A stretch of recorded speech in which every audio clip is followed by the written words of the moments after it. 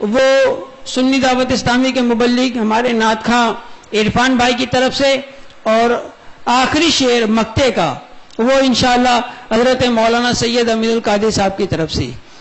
نام لے گل کا مہک اور مہک اور مہک، نام لے گل کا مہک اور مہک اور مہک، بلبلے طیبہ چہک اور چہک اور چہک۔ بولنا بھائی، پورا مجمع بول دے۔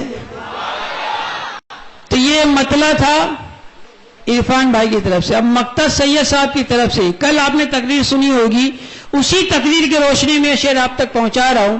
آپ ابھی آ رہے ہیں، کچھ لوگ آ رہے ہیں، بیٹھیں گے تو آپ سے کہیں گے بھائی ذرا کھسکیے نا، بولیں گے نا ذرا کھسکو نا، تو ذرا سرکیے کھسکیے، اس کو ذہن میں رکھیے گا اور کل کی تقریر کو ذہن میں رکھیے گا۔ اہل سنت کے سوا جتنے ہیں فرقے سیفی، اہل سنت کے سوا جتنے ہیں فرقے سیفی، ان سے تو دور کھسک اور کھسک اور کھسک۔ تڑپ کر بولو نا۔ میرے پیارے آقا علیہ الصلوۃ والسلام کے پیارے دیوانوں، ناظم اجتماع کا ایک کام یہ ہوتا ہے کہ وہ آنے والے مہمان کا تعارف کرائے، مگر تعارف اس کا کرایا جاتا ہے جو محتاج تعارف ہو۔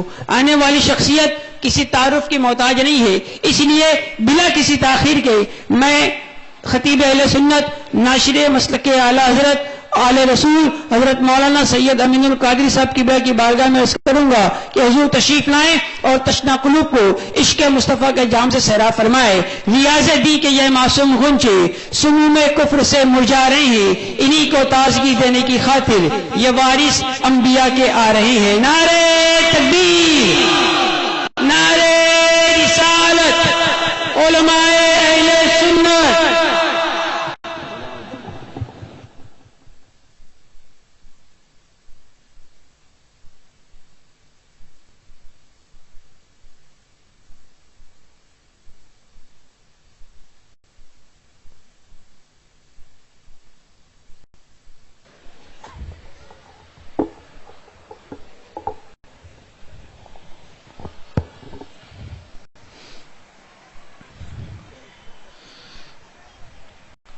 الحمد لله رب العالمين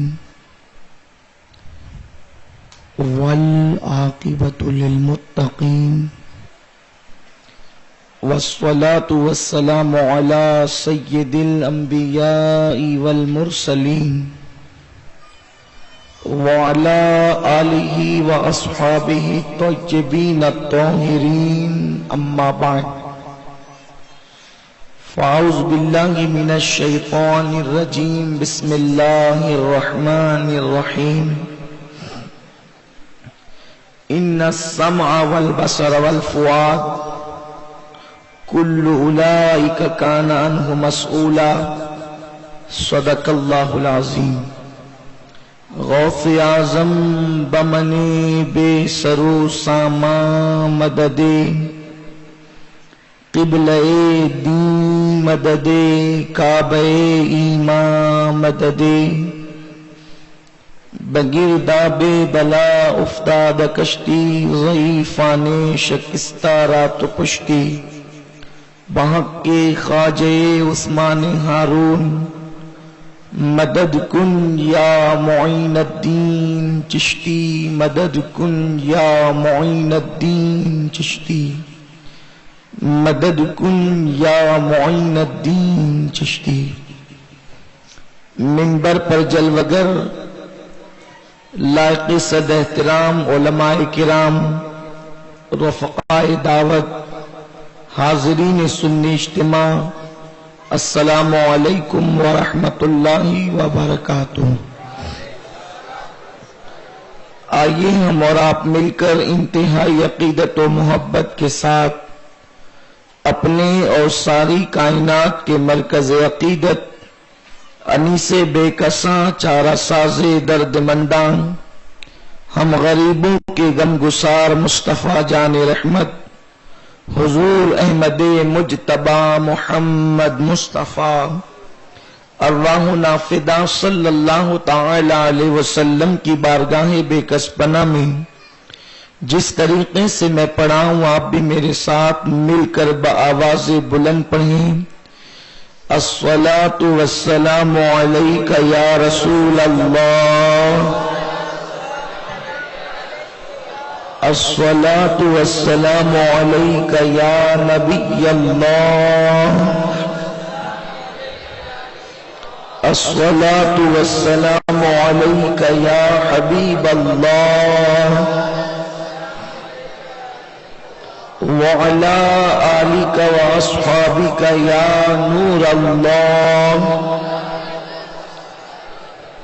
صلی اللہ تعالی علیہ وسلم. دن لہو میں کھونا تجھے، شب صبح تک سونا تجھے. دن لہو میں کھونا تجھے، شب صبح تک سونا تجھے. شرم نبی خوف خدا یہ بھی نہیں وہ بھی نہیں. رزق خدا کھایا کیا، فرمان حق ٹالا کیا. رزق خدا کھایا کیا، فرمان حق ٹالا کیا. شکر کرم ترس سزا یہ بھی نہیں وہ بھی نہیں. میرے پیارے آقا صلی اللہ تعالی علیہ وسلم کے پیارے دیوانوں، جب اللہ کے پیارے حبیب صلی اللہ تعالی علیہ وسلم نے مکہ مکرمہ کی سرزمین پر اعلان نبوت فرمایا تو اس وقت مکہ مکرمہ کا معاشرہ اتنا بگڑا ہوا تھا کہ اگر تاریخی حقائق مورخین ہمارے سامنے پیش نہ کرتے اور تحریری ثبوت اور تحریری دستاویز ہمارے پاس نہ ہوتے اور یوں ہی یہ معاملہ زبان در زبان چلتا رہتا، سینہ بسینہ چلتا رہتا، تو شاید انسان کو یقین نہیں آتا کہ آخر کیا انسان اتنا بھی بگڑ چکا تھا. میرے پیارے آقا صلی اللہ تعالی علیہ وسلم کے پیارے دیوانوں، مکہ مکرمہ کی سرزمین پر ایک بیٹا اپنی ماں کے ساتھ زنا کر لیا کرتا تھا. لوگ کعبے کا طواف ننگے ہو کر کیا کرتے تھے. وہ قوم اتنی خطرناک اور اس قدر اجٹ قوم تھی کہ اللہ اکبر، ان کو سدھارنے کے حوالے سے یا ان کے سدھرنے کے حوالے سے کوئی آثار بظاہر نظر نہیں آتے تھے. لیکن اللہ کے رسول صلی اللہ علیہ وسلم نے بڑی قلیل سی مدت میں، بڑی تھوڑی سی مدت میں اس قوم کو سنوارا اور ان کے رخ کو پھیر دیا، ان کے رخ کو تبدیل کر دیا. میرے پیارے آقا صلی اللہ علیہ وسلم کے پیارے دیوانوں، آخر قلیل مدت کے اندر ان کے اندر انقلاب کیوں پیدا ہوا، ان کے اندر انقلاب کس طریقے سے آیا؟ اللہ کے رسول صلی اللہ علیہ وسلم نے بس ان کو ایک فکر عطا کی تھی، اور اسی فکر کی وجہ سے جب ان کے دل کے اندر وہ فکر راسخ ہو گئی، وہ فکر ان کے اندر بیٹھ گئی، تو ان کی زندگیوں کے اندر انقلاب پیدا ہوتا چلا گیا، ان کی زندگیوں کے اندر تبدیلی پیدا ہوتی چلی گئی. آج بھی قوم کے حالات کو دیکھ کر، قوم کے جوانوں کی زندگی کو دیکھ کر، قوم کی صبح و شام کو دیکھ کر لوگ یہ کہتے نظر آ رہے ہیں کہ قوم کے بدلنے کے آثار نظر نہیں آتے، قوم کے تبدیل ہونے کے آثار نظر نہیں آتے. یہ گناہوں کا ماحول، یہ برائیوں کا ماحول، یہ بدکاریوں کا ماحول، معاشرے کے اندر گناہوں کی گندگی اس قدر بڑھ چکی ہے کہ اس کے تعفن کی وجہ سے ہر شریف النفس انسان پریشان ہے، ہر انسان بے چین اور بے قرار ہے. آخر گناہوں سے قوم کو کیسے بچایا جائے، قوم کو گناہوں سے کیسے باز رکھا جائے، آخر قوم کیسے بچے گی، قوم برائیوں سے محفوظ کیسے رہے گی؟ اس کے لیے ایک نسخہ جو اللہ کے رسول صلی اللہ علیہ وسلم نے مکہ والوں کے سامنے پیش کیا تھا، وہ ہے تصور آخرت، وہ ہے فکر آخرت. میرے پیارے آقا صلی اللہ علیہ وسلم کے پیارے دیوانوں، جب کسی قوم کے اندر آخرت کی فکر پیدا ہو جائے، جب کسی قوم کے اندر جواب دہی کا تصور پیدا ہو جائے، جب کسی قوم کے اندر جواب دینے کے حوالے سے حس پیدا ہو جائے، تو پھر اس قوم کو سنوارنا آسان ہو جاتا ہے. وہ قوم संवरती चली जाती है, उस कौम के अंदर इनकलाब आता चला जाता है। जिस आया करीमा की तिलावत करने का मैंने शर्फ हासिल किया है, अल्लाह तबारक व तआला उसमें इरशाद फरमाता है, बेशक सवाल पूछा जाएगा, हिसाब लिया जाएगा। किसके मुतालिक हिसाब लिया जाएगा? तुम्हारी समातों के हवाले से हिसाब लिया जाएगा, तुम्हारी बसारतों के हवाले से हिसाब लिया जाएगा।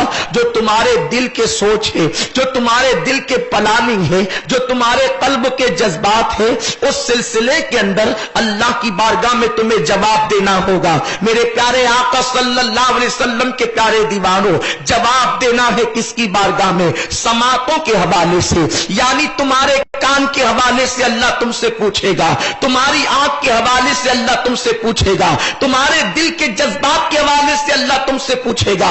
और आप गौर तो फरमाएं, पूछने वाली जात किसकी है? पूछने वाला कौन है? मेरे प्यारे आका सल्लल्लाहु अलैहि वसल्लम के प्यारे दीवानों, पूछने वाली जात खालिके अर्दो समा की है, पूछने वाली जात अल्लाह रब्बुल इज्जत की है। मेरे प्यारे आका अलैहिस्सलाम के प्यारे दीवानों, मेरा करीम फरमाएगा, मैंने तुम्हें कान अता किए थे, मैंने तुम्हें आंखें अता की थी, मैंने तुम्हें दिल के जज्बात अता किए थे, बताओ इसको कहां इस्तेमाल किया? तुमने इसको कहां यूज किया? मेरे प्यारे आका अलैहिस्सलाम के प्यारे दीवानों, उस वक्त तो हमारा जवाब क्या होगा? मुझे बताओ, यहां से लेकर वहां तक जितने मेरे भाई मौजूद हैं, मुसलमानों मेरे भाइयों, बताओ तो सही, रब की बारगाह में जवाब कैसे दे सकेंगे? दुनिया का इम्तिहान लेने वाला जब इम्तिहान लेता है तो हम उसको इम्तिहान देने से डरते हैं, कहीं नाकाम न कर दे, कहीं फेल न कर दे। लेकिन दुनिया का इम्तिहान लेने वाला रिश्वत भी लेकर पास कर सकता है, रिश्वत लेकर कामयाब कर सकता है, अल्लाह अकबर, या धमकी की वजह से कामयाब कर सकता है, या किसी और वजह से कामयाब कर सकता है। मुझे बताओ तो सही, खुदा कादिर तय्यूम की बारगाह के अंदर हमें अपनी जिंदगी का एक एक लम्हे का रब की बारगाह में जवाब देना है। कानों को कहां इस्तेमाल किया, आंखों को कहां इस्तेमाल किया, जबान को कहां इस्तेमाल किया, दिल के जज्बात को कहां इस्तेमाल किया? रब की बारगाह में जवाब देना है। किस रब की बारगाह में? अल्लाह अकबर, जो बेनियाज है, जिसकी जात असमद है। अल्लाह अकबर, उस दिन जब मेरा करीम तुमसे सवाल पूछेगा तो उस दिन की कैफियत को कुरान बयान करता है, यौम यक़ूमुर रूह वल मलाइका सफ़्फ़न ला यतकल्लमूना इल्ला मन अज़िन। उस दिन कैसा दिन होगा? उस दिन के हालात क्या होंगे? उस दिन की कैफियत क्या होगी? कुरान कहता है, जिब्रील अमीन और उनके पीछे सारे फरिश्ते सफ बसफ अल्लाह की हैबत से कांपते होंगे। मेरे प्यारे आका सल्लल्लाहु अलैहि वसल्लम के प्यारे दीवानों, जवाब लेने वाला रब, हिसाब लेने वाला रब जब इंसानों से हिसाब ले रहा होगा तो कयामत के उस मैदान के अंदर नतीजे के तौर पर जहन्नम को लाया जाएगा। अपनी रातों को नेक के लिए सर्फ करने वालों, अपनी रातों को गुनाहों के लिए वक्फ करने वालों, अपनी जवानी को जाय करने वालों, उस दिन को याद तो करो, उस दिन का तसव्वुर तो करो जिस दिन फरिश्तों की जबान खुलने के काबिल नहीं होगी, फरिश्ते अल्लाह की हैबत से कांपते होंगे। वो फरिश्ते जिन्होंने एक सेकंड भी अल्लाह की मर्जी के खिलाफ नहीं गुजारा, वो फरिश्ते जो हर वक्त तो खुदा की मर्जी के मुताबिक लगे रहे। अल्लाह ने उनको हालत रुकू में किया तो वो आखिरी दम तक के हालत रुकू में रहे। अल्लाह ने उनको हालत क़याम में किया, वो आखिरी दम तक हालत क़याम में रहे। अल्लाह ने उनको हालत सजदा में किया, आखिरी दम तक हालत सजदा में रहे। वो फरिश्ते भी खुदा की के गजब को देखकर थर थर कांप रहे होंगे। मेरे प्यारे आका अलैहिस्सलाम के प्यारे दीवानों, अल्लाह अकबर, उस वक्त जहन्नम लाई जाएगी। आकाए करीम फरमाते हैं, जहन्नम लाई जाएगी तो एक दो फरिश्ते नहीं बल्कि लाखों फरिश्ते जहन्नम को खींच करके ला रहे होंगे। जहन्नम को खींच कर लाया जा रहा होगा। जहन्नम के अंदर रोशनी नहीं है, जहन्नम के अंदर तारीकी ही तारीकी है, जहन्नम के अंदर अंधेरा ही अंधेरा। عذاب ہی عذاب ہے، بدبو ہی بدبو ہے. جب جہنم کو آتا ہوا لوگ دیکھیں گے تو اس وقت لوگوں کی زبان پر نفسی نفسی ہوگا. پتا ہے صرف اللہ اکبر میرے اور آپ کے جیسے گنہگار نہیں بلکہ علماء کی زبان پر نفسی نفسی ہوگا. میرے اور آپ کے جیسے انسان نہیں بلکہ پڑھنے پڑھانے والوں کی زبان پہ نفسی نفسی ہوگا. صرف میں اور آپ نہیں، پڑھنے پڑھانے والے نہیں، حفاظ اور علماء نہیں، قراء اور شیخ الحدیث نہیں. اللہ اکبر میرے اور آپ کے رسول نے فرمایا اس وقت تو نبیوں کی زبان پر بھی جہنم کو دیکھ کر کے نفسی نفسی ہوگا. حضرت آدم نفسی نفسی کہہ رہے ہوں گے، حضرت ابراہیم نفسی نفسی کہہ رہے ہوں گے، حضرت اسماعیل نفسی نفسی کہہ رہے ہوں گے، حضرت موسیٰ نفسی نفسی کہہ رہے ہوں گے. کس موسیٰ کی میں بات کر رہا ہوں؟ وہ موسیٰ جو خدا کی بارگاہ میں کلام کرنے کا شرف رکھتے ہیں، وہ موسیٰ اللہ پر جو کلیم ہے ان کی زبان پر بھی نفسی نفسی ہوگا. عیسیٰ روح اللہ کی زبان پر نفسی نفسی ہوگا. سب کی زبانوں پہ نفسی نفسی ہوگا. وہ دن ایسا خطرناک دن ہوگا سوائے ایک ذات کے سب نفسی نفسی کہہ رہے ہوں گے. میرے پیارے آقا علیہ السلام کے پیارے دیوانوں، اس دن کی کیفیت کو قرآن یوں بیان کرتا ہے وَتُكَلِّمُنَا أَيْدِيهِمْ وَتَشْهَدُ أَرْجُلُهُم بِمَا كَانُوا يَكْسِبُونَ. اللہ اکبر، یہ چلنے والی زبان پر خدا مہر لگا دے گا اور اللہ کی مہر لگے گی اور تمہارے اعضاء اللہ کی بارگاہ میں تمہارے خلاف گواہی دے رہے ہوں گے. انسان تصور کرے گا یہ لوگ میرے اعضاء تھے، یہ تو میرے ہاتھ تھے، یہ تو میرے پیر تھے، یہ تو میری زبان تھی، یہ تو میری آنکھیں تھی، یہ تو میرے کان تھے، یہ تو میرے اعضاء تھے یا اللہ کے جاسوس تھے. آج یہ میرے خلاف گواہی دے رہے ہیں. میرے پیارے آقا علیہ السلام کے پیارے دیوانوں، اب ذرا اس کا تصور کرو اور اپنی زندگی کا جائزہ لو. احباب نے آج جس عنوان کے حوالے سے مجھے گفتگو کرنے کا حکم دیا ہے، اب آئیے اس کی طرف چلتے ہیں. اپنی راتوں کو گناہوں کے لیے وقف کرنے والوں، میرے جوان بھائیوں، ہم سے زیادہ نادان کون ہوگا؟ ہم سے زیادہ اللہ اکبر نادانی کون کر رہا ہوگا؟ جس قوم کا عقیدہ ہے کہ مر کر اٹھنا ہے، رب کی بارگاہ میں جواب دینا ہے، اس قوم کے لیے اتنا وقت کہاں سے آ گیا کہ وہ موبائل پر گیم کھیلے، وہ نیٹ پر بیٹھ کر کے گندی تصویروں کو دیکھے، وہ معاذ اللہ اپنے وقت کو ضائع کرے. آج پوری دنیا کو انٹرنیٹ نے اپنی آنکھ میں لے لیا ہے، پوری دنیا کو انٹرنیٹ نے اپنی لپیٹ میں لے لیا ہے. میرے پیارے آقا علیہ السلام کے پیارے دیوانوں، یقین جانیں ہر چیز کے دو پہلو ہوتے ہیں. ایک اچھا پہلو ہوتا ہے، ایک برا پہلو ہوتا ہے. میں انٹرنیٹ کا مخالف نہیں. مثال کے طور پر قلم کو لے لیجئے. قلم جو ہے ایک انسان کے ہاتھ میں آئی تو وہ نعتیں لکھتا ہے، دوسرے کے ہاتھ میں آئی وہ غزلیں لکھتا ہے، وہ گانے لکھتا ہے. دروشی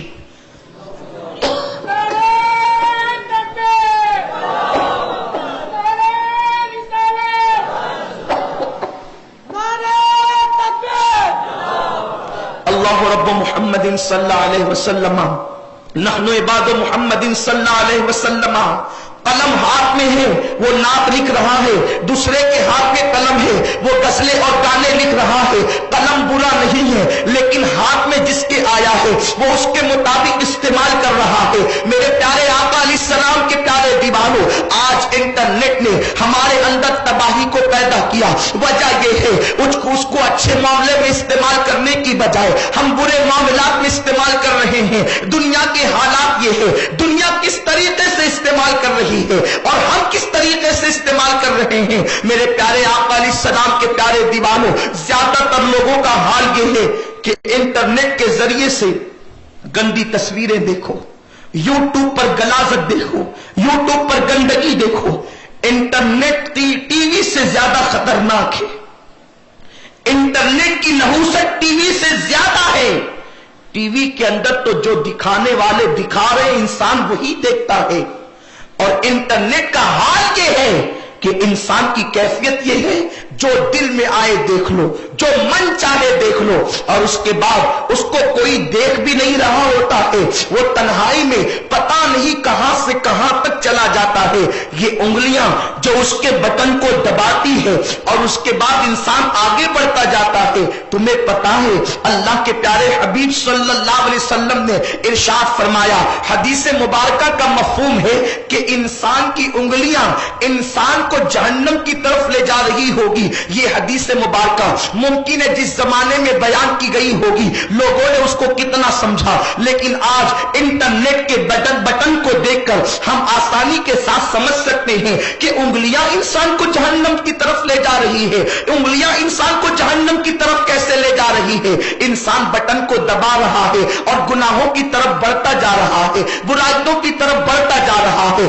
آج کل نوجوانوں کی یہ فکر بن چکی ہے، نوجوانوں کی یہ سوچ بن چکی ہے۔ میرے پیارے آقا علیہ السلام کے پیارے دیوانوں کے نیٹ پر بیٹھو تو زنا ہوتا ہوا منظر دیکھو، وہ گندے مناظر دیکھو، وہ گندے نظارے دیکھو، اور اس کے بعد تمہیں پتا ہے اس کا اثر تمہارے جسم پر کیا پڑتا ہے۔ بڑی معذرت کے ساتھ نشتر جو لگاتا ہے وہ دشمن نہیں ہوتا۔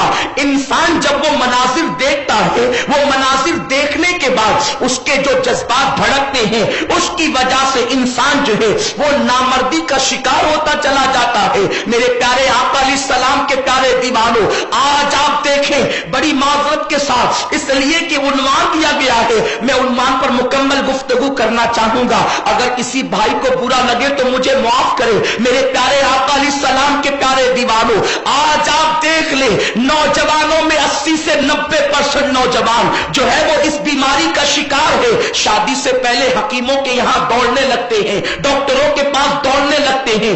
یہ بلا میں کیوں گرفتار ہوئے تمہیں پتا نہیں۔ جوانی کی دہلیز پر قدم رکھنے کے بعد انٹرنیٹ پر گندی تصویریں دیکھنا تمہیں بہت اچھا لگتا ہے، تمہیں بڑا بھلا معلوم ہوتا ہے، لیکن اس کی وجہ سے تم نفسیاتی طور پر بیماری کے بوجھ میں دبتے چلے جاتے ہو۔ اللہ کے رسول صلی اللہ تعالی علیہ وسلم سے زیادہ تم پر کوئی مشفق و مہربان نہیں ہے۔ میرے رسول اپنی امت سے، ماؤں سے زیادہ محبت کرتے ہیں۔ ایک ماں جتنی محبت کرتی ہے اس سے کروڑوں درجہ زیادہ رسول اپنی امت سے محبت کرتے ہیں۔ میرے رسول نے جو چیزیں نقصان دہ تھی اس کو منع کر دیا۔ اللہ کے رسول فرماتے ہیں حرام کو دیکھنے سے بچ جا، اللہ تجھے ایمان کی حلاوت عطا فرما دے گا، ایمان کی لذت عطا فرما دے گا۔ میرے پیارے آقا علیہ السلام کے پیارے دیوانوں، وہ گندے مناظر چند لمحوں کے لیے، چند ساعتوں کے لیے تم دیکھتے ہو، لیکن اس کا جسم پر بڑا غلط اثر پڑتا ہے۔ پورا جسم مزمحل ہو کر کے رہ جاتا ہے، پورا جسم بگڑ کر کے رہ جاتا ہے۔ اللہ اکبر۔ اور اس کے بعد اس کے نقصانات کیا ہیں؟ دوسری بات یہ ہے انسان جو دیکھتا ہے، دیکھنے کے بعد اس کو پریکٹیکل کرنے کی کوشش کرتا ہے۔ ظاہر سی بات ہے ابھی شادی نہیں ہوئی اور زنا کا منظر دیکھ رہے ہو، گندے مناظر دیکھ رہے ہو، تو پھر خواہی نہ خواہی کسی نہ کسی کو تلاش کرتے ہیں، اور یا تو نوجوان لڑکے اس فعل میں مبتلا ہوتے ہیں جس میں معاذ اللہ قوم لوط مبتلا تھی، یا پھر اس فعل میں مبتلا ہوتے ہیں جس کو زنا کہتے ہیں۔ علامہ ابن الجوزی رحمت اللہ تعالی علیہ فرماتے ہیں اللہ اکبر، جب کوئی مرد یا عورت زنا کرتے ہیں اور زنا اللہ اکبر کرنے کے بعد جب وہ غسل کرتے ہیں تو ان کے غسل کے ہر قطرے سے ایک ایک شیطان پیدا کیا جاتا ہے، اور وہ جتنے شیاطین اس زنا کے غسل سے پیدا ہوتے ہیں ان سب کو آزاد چھوڑ دیا جاتا ہے۔ وہ شیاطین جتنے بھی جرائم کرتے ہیں قیامت کے دن وہ سارے جرائم کا حساب اور عذاب اس کو بھگتنا پڑے گا جس کے زنا کے غسل سے وہ شیاطین پیدا ہوئے۔ لمحوں کے گناہوں نے صدیوں کی سزا پائی، اور اس کے بعد قوم لوط کا عمل اسی سے بڑھتا جا رہا ہے۔ انٹرنیٹ کی وبا یہ ہے، انٹرنیٹ کی گندگی یہ ہے، اس سے یہ بیماری پھیل رہی ہے۔ آپ کو پتا ہے اللہ کے پیارے حبیب صلی اللہ علیہ وسلم نے فرمایا قیامت کی نشانیوں میں سے ایک نشانی یہ ہے کہ مرد مردوں سے شادیاں کریں گے، اور قوم لوط کا عمل صرف یہ نہیں کہ اس کے آخری اسٹیپ تک کوئی پہنچے۔ اللہ کے رسول فرماتے قوم لوط کا عمل کرنے والے 3 قسم کے لوگ ہیں. پہلے نمبر پر شہوت والی گفتگو کرنے والے، وہ بھی قوم لوط میں شامل ہیں. دوسرا، سیکس کے ساتھ مصافحہ کرنے والے، وہ بھی قوم لوط میں شامل ہے. اور جو تیسرا آخری اسٹیپ ہے ان کا تو شماری قوم لوط میں ہے. اب یہ تینوں قسم کے لوگوں کا عذاب کیا ہے؟ میرے آقا فرماتے ہیں اگر ایسے قسم کے لوگ تمہیں مل جائے تو انہیں زندہ جلا دو. جس رسول نے جانوروں کو زندہ جلانے سے منع کیا، اس رسول نے ایسا کام کرنے والوں کو جلانے کا حکم دیا. انہیں آگ میں ڈال دو، ان پہ دیوار گرا دو، اس لیے کہ میرے آقا علیہ الصلوۃ والتسلیم فرماتے ہیں جب کوئی مرد کے ساتھ بدکاری کرتا ہے تو اللہ اس پر دن میں 36 مرتبہ لعنت کرتا ہے. اس لیے کہ اگر کوئی زانی ہو، زانی تو شادی کے بعد اس کا بدل اس کو مل سکتا ہے، لیکن کسی لوتی کو شادی کے بعد بھی اس کا بدل مل نہیں سکتا. اور یہ انٹرنیٹ کی گندگی ہے. معاف کیجئے گا، آپ یہ نہ سمجھے کہ آپ کیا شروع کر دیے، لیکن میری ذمہ داری ہے. میں اپنی قوم کو آئینہ دکھانا چاہتا ہوں. سنی دعوت اسلامی دب چک کر بات کرنے کی تحریک نہیں. اگر میری میں چند گالیاں سن کر اپنی قوم کے چند نوجوانوں کو انٹرنیٹ سے بچا لے جاؤں یا اس کی گندگی سے بچا لے جاؤں تو یہ رات میرے لیے نجات کی رات ہوگی، یہ رات میرے لیے مغفرت کی رات ہوگی، یہ رات میرے لیے قبر میں اطمینان سے سونے کی رات ہوگی. میرے پیارے آقا علیہ السلام کے پیارے دیوانوں، تو یہ گندگی بھی انٹرنیٹ کے ذریعے سے پھیل رہی ہے. اور میں یہ سمجھتا ہوں میں جو کہہ رہا ہوں یہ کم کہہ رہا ہوں، میرے نوجوان زیادہ سمجھتے ہیں.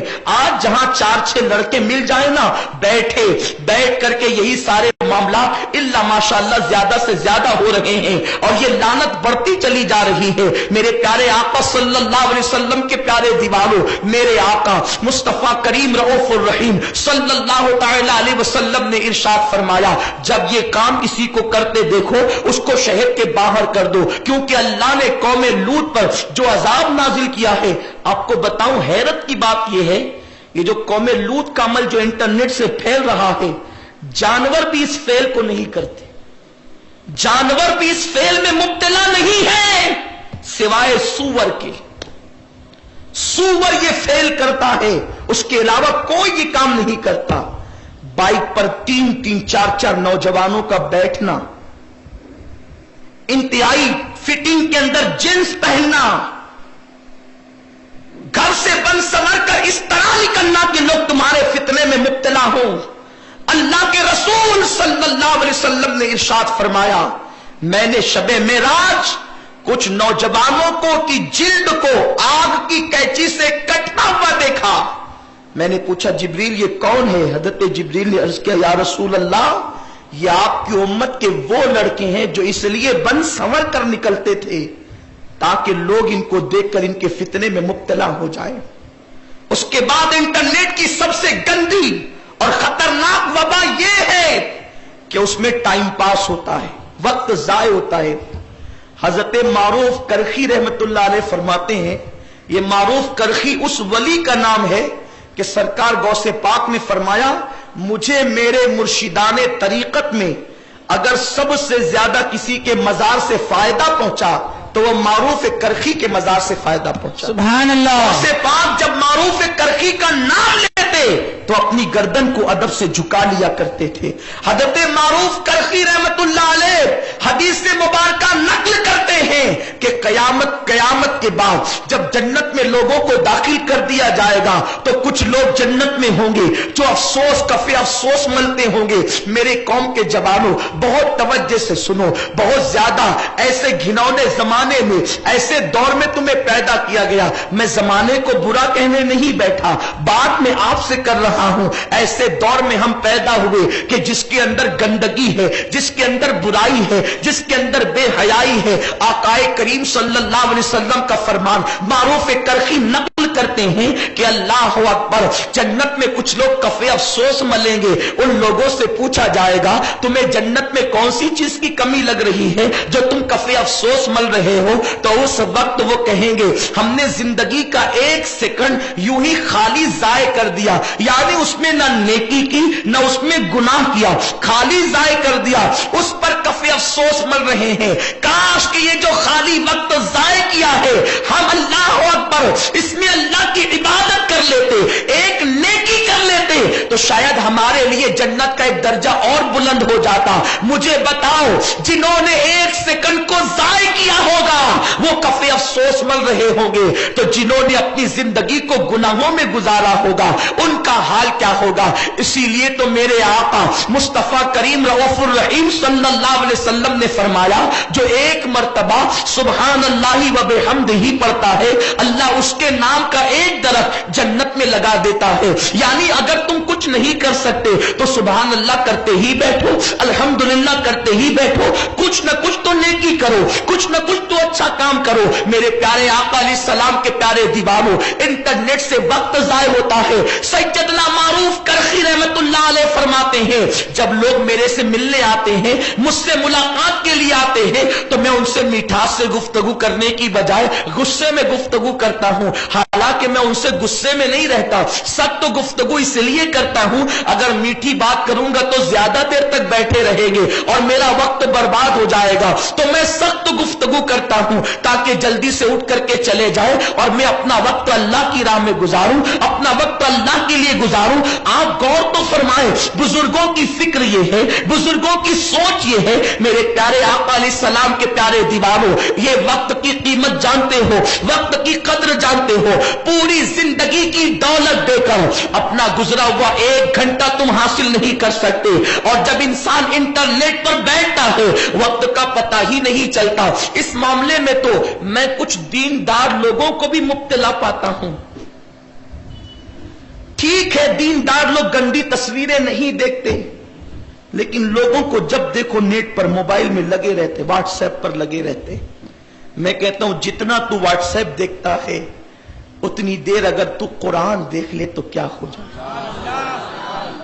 میرے پیارے آقا صلی اللہ علیہ وسلم کے پیارے دیوانوں، انٹرنیٹ کی برائی نے نیک اور بد سب کو اپنی لپیٹ میں لے لیا ہے۔ اللہ کی پناہ مانگو، وہ دور آ گیا ہے کہ آج جس نے اپنے آپ کو گناہوں سے بچا لیا اور ایمان پر استقامت کے ساتھ ڈٹ گیا وہ دنیا کا سب سے کامیاب ترین انسان ہے۔ میرے پیارے آقا صلی اللہ علیہ وسلم کے پیارے دیوانوں، وقت کی بربادی، وقت جا رہا ہے، وقت ضائع ہو رہا ہے، اور ماں باپ کی ذمہ داری یہ ہے کہ جو لڑکوں کو، نوجوان لڑکوں کو وہ موبائل دیتے، نیٹ چالو ہے۔ آج کل کے اکثر نوجوان لڑکے اگر گھر میں کمپیوٹر ہے تو وہ اپنے خاص کمرے میں کمپیوٹر کو رکھنا چاہتے، یا اگر قیمتی موبائل ہے تو وہ سب سے ہٹ کر الگ سونا چاہتے ہیں۔ وجہ یہ ہے کہ وہ ماں باپ اگر وہ انٹرنیٹ پر برائی نہیں کرتے تو پھر وہ اپنے کمرے سے، اپنے کمرے کے اندر نیٹ کیوں رکھتے ہیں؟ وہ دروازے بند کر سوتے کیوں ہے؟ وہ منہ پر اوڑھ کر کے موبائل کھیلتے کیوں ہے؟ ماں باپ کی ذمہ داری ہے اس پر نظر رکھے۔ اور انٹرنیٹ سے ہو کیا رہا ہے؟ لڑکے اور لڑکیوں کے لیے ناجائز تعلقات قائم کرنے میں اتنی آسانی ہو گئی ہے کہ العیاذ باللہ شریف گھرانے کی لڑکیاں بھی فیس بک پر لگی رہتی ہیں اور لڑکوں کے ساتھ رشتے طے ہوتے ہیں۔ آج کل تو رشتے فیس بک پر طے ہوتے ہیں۔ کتنی تعجب کی بات ہے، کتنی حیرت کی بات ہے کہ لڑکیاں فیس بک پر لڑکوں کے ساتھ رشتے طے کر رہی ہیں، لڑکے لڑکیوں کے ساتھ رشتے طے کر رہے ہیں۔ میرے پیارے آقا علیہ السلام کے پیارے دیوانوں، دیکھا نہیں صرف تصویر کی بنیاد پر، کیا ضروری ہے کہ جس کی سفید چمڑی ہو اس کا اخلاق بھی سفید ہو، اس کا کیریکٹر بھی بہترین ہو؟ لڑکیاں معاذ اللہ فیس بک پر لگی ہوئی، لڑکے لگے ہوئے، ساری گندگی، ساری برائیاں فیس بک پر دیکھنے کے لیے ملتی ہے۔ اب اس سے نقصان یہ ہو رہا ہے شریف گھرانوں کی لڑکیاں صرف انٹرنیٹ کی بنیاد پر لڑکوں کے ساتھ بھاگ رہی ہے۔ ماں باپ پریشان ہے۔ اے ماں باپ، لڑکی کے بیٹی کے بھاگنے کے بعد تجھے ہوش آیا؟ تجھے پہلے منع نہیں کیا؟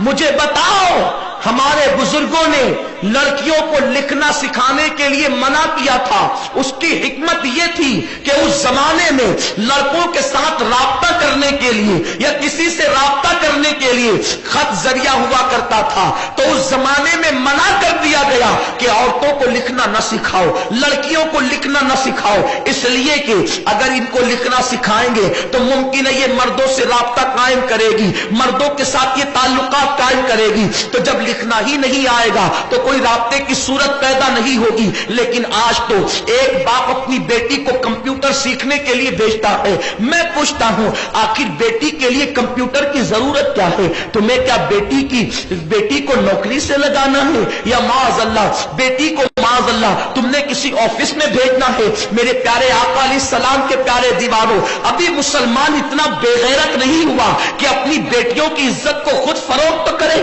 میرے پیارے آقا علیہ السلام کے پیارے دیوانوں، میں بیٹیوں کی ملازمت کا مخالف نہیں ہوں، لیکن آج عزت داؤ پر لگ چکی ہے، آج عزت داؤ پر لگ چکی ہے۔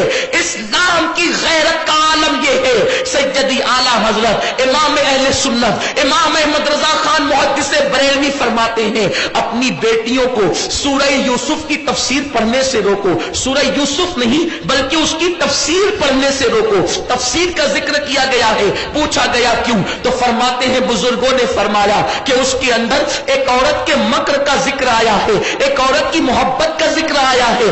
اگر بیٹیاں سورہ یوسف کی تفسیر پڑھے گی تو ممکن ہے اس راستے پر چل پڑے، اس لیے ان کو سورہ یوسف کی تفسیر پڑھنے سے منع کرو۔ مجھے بتاؤ اگر سورہ یوسف کی تفسیر میں ایک عورت کی محبت کا ذکر ہے تو بزرگوں نے اس کو لڑکیوں کو پڑھنے سے منع فرمایا، تو جو انٹرنیٹ سراپا گندگی ہے، شروع سے آخر تک گندگی ہے، اس پر عورتوں کو جانے کی اجازت کیسے ہو سکتی ہے؟ اس پر عورتوں کو بڑھنے کی اجازت کیسے ہو سکتی ہے؟ میرے پیارے آقا علیہ السلام کے پیارے دیوانوں، گھر گھر آگ لگ چکی ہے۔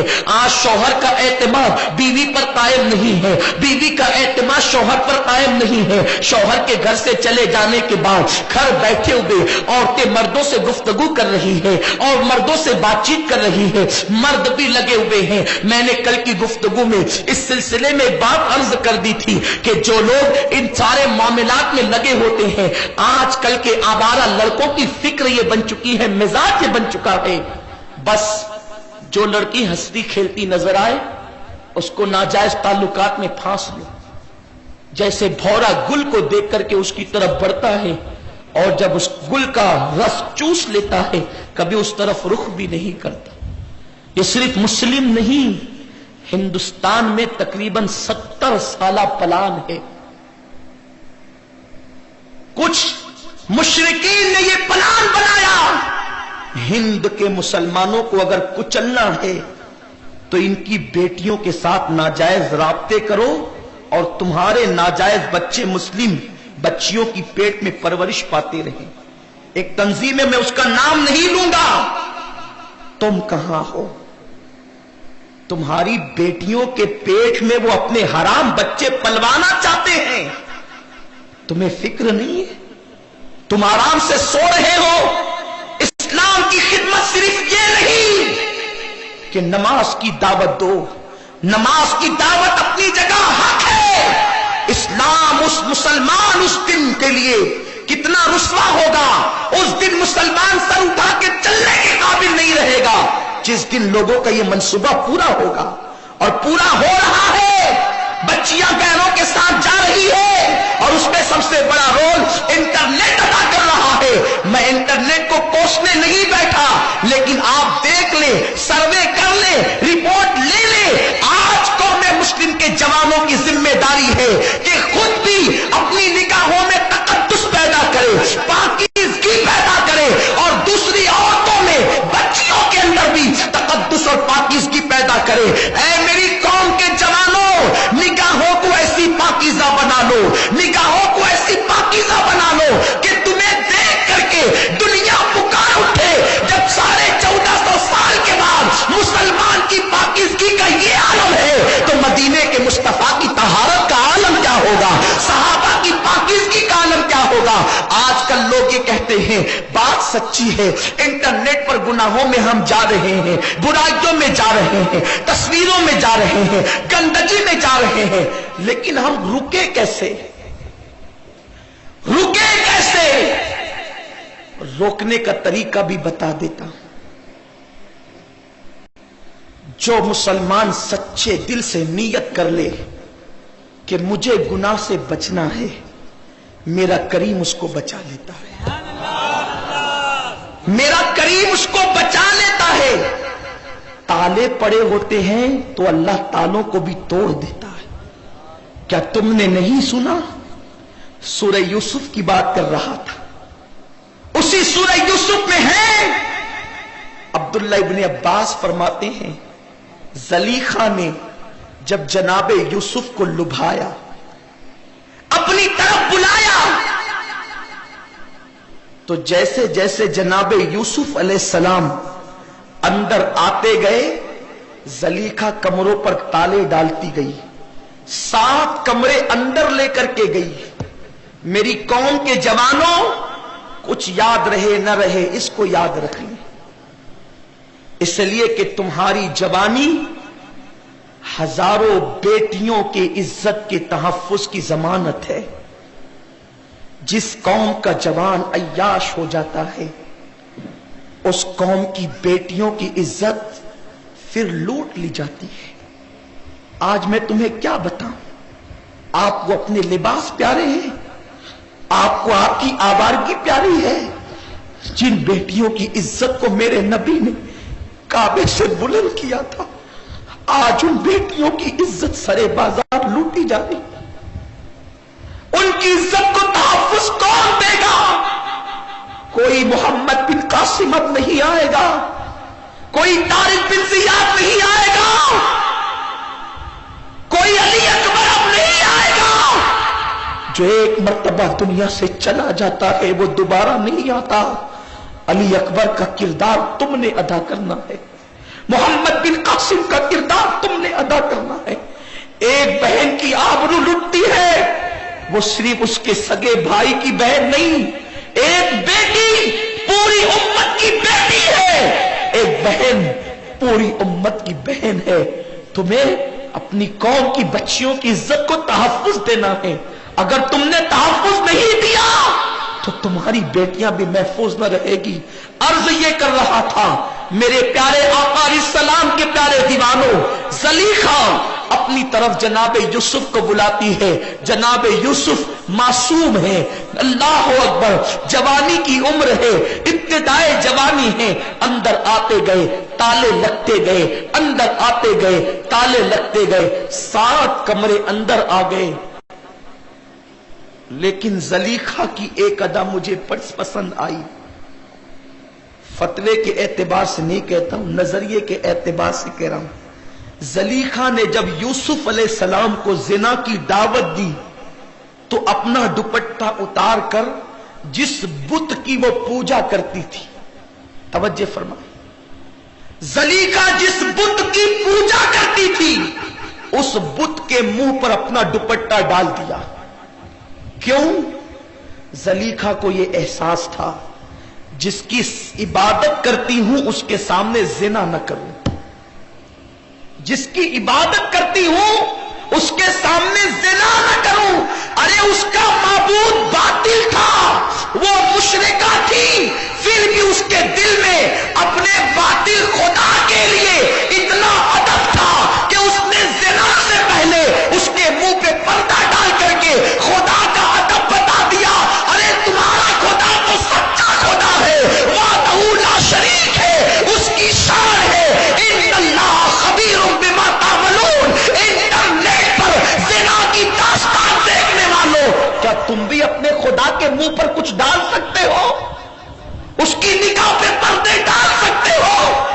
ارے جب تم اس پر پردے نہیں ڈال سکتے، وہ کروڑوں پردوں سے بھی تمہیں ایسے دیکھ رہا ہے کہ اللہ اکبر، تم اپنے آپ کو جتنا نہیں دیکھ سکتے اس سے زیادہ وہ تم کو دیکھ رہا ہے، تمہارے دلوں کو دیکھ رہا ہے، تمہاری سوچ کو دیکھ رہا ہے۔ ہوا ماکم اینما کنتم، تم جہاں کہیں ہو وہ تمہارے ساتھ ہے۔ ان اللہ خبیر بما تعملون، وہ تمہارے ایک ایک پل کی خبر رکھتا ہے، ایک ایک ایک دن تو موت کا فرشتہ آئے گا اور جسم کا رشتہ روح سے ٹوٹ جائے گا. اپنی جوانی پر اترانے والوں، اللہ کی بارگاہ میں ضرور پہنچنا ہے.